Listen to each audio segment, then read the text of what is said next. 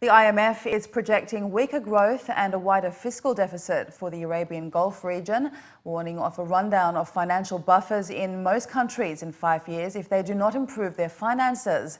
The IMF slightly revised downwards its projection for Gulf growth to 3.3% this year, down from 3.4% in May as lower oil prices impacts non-oil growth. The Gulf countries' fiscal deficit will reach 13% of GDP this year versus IMF's projection of an 8% deficit in May. According to the IMF, for most countries, the fiscal measures currently being considered are likely to be inadequate to achieve the needed medium-term fiscal consolidation. The IMF added that apart from the Kuwait, Qatar and the UAE, under current policies, countries would run out of buffers in less than 5 years because of large fiscal deficits. The IMF has urged Gulf countries to adjust to the new oil price scenario and implement a slew of measures to deal with the new realities that includes more entrants to the job market. These measures include the streaming of expenditures, raising non-oil taxes, reducing subsidies and bolstering private sector growth. The average price of Abu Dhabi's residential market rentals saw a marginal decline of around 1% quarter-on-quarter, but maintained an annual growth rate of close to 8%. In its Q3 2015 Abu Dhabi Market View, global real estate consultancy firm CBRE revealed that the negative impact of the economic slowdown is being felt in the Abu Dhabi residential market, with rents finally being checked after a series of quarterly rental growth which stretched back to Q3 2013. Amongst residential property types, smaller units such as studios and one-bedroom apartment units remain in strong demand. On average, annual rentals for upper, middle and high-end properties ranged from 60 to 105,000 dirhams. For studios, 85 to 150,000 dirhams for one-bedroom units.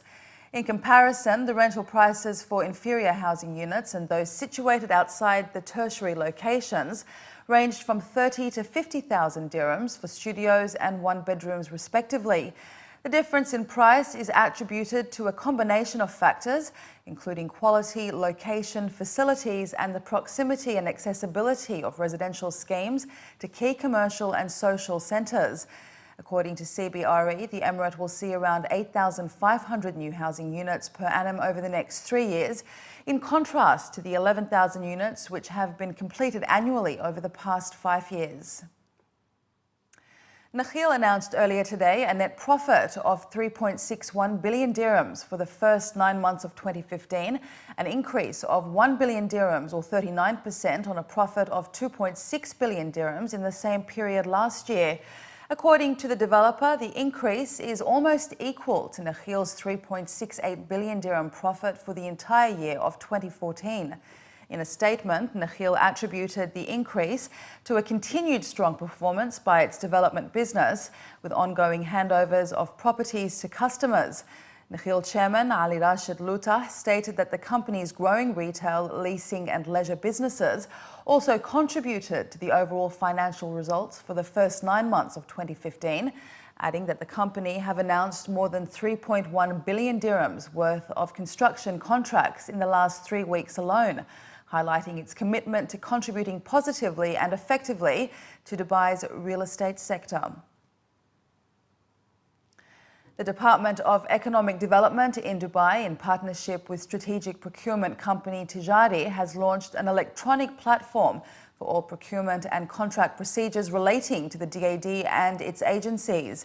According to department officials, the switch to the e-supply automated procurement and purchasing portal will allow fast and easy completion of internal transactions and makes the DED the first government entity in Dubai to activate automated registration and qualification of suppliers.